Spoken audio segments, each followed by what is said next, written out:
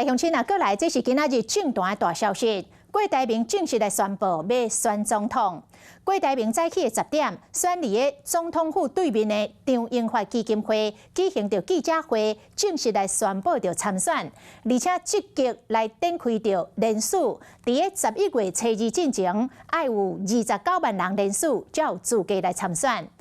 记者问郭台铭宣布参选，是毋是会互在野整合更加困难？郭台铭讲，重点是胜选。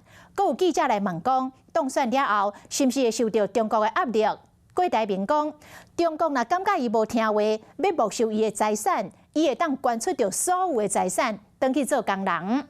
郭台铭讲，企业家治国的时代来临咯。伊讲，伊参选是为着整合，是为着要来促成着在野阵营的整合。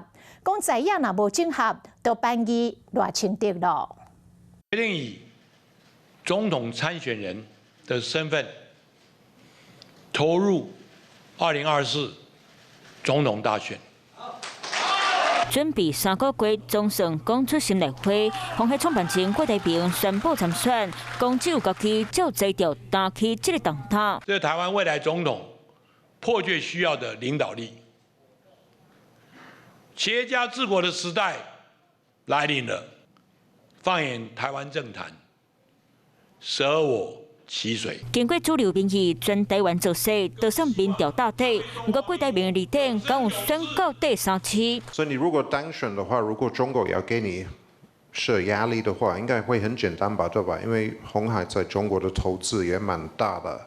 中共政权要说你不听我的话，我把你鸿海财产没收，我会说 yes, please do it。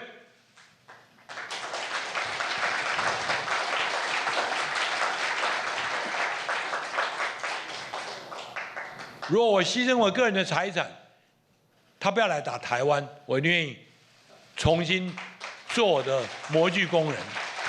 只是9月17日，郭台铭面册这句话，真全力支持侯友宜赢。这句讲真话政治，敢若淡薄笑亏。我觉得现在最重要的当务之急是3个人要先坐下来，说出各自的治国理念。叫郭定兄来讲出家己的论述，不过副手是想郭台铭暂时无宣布，颠倒是发言前由关注戏灵的黄树修出马担心，啊，会场路口郭台铭的支持者嘛，家己咧相读。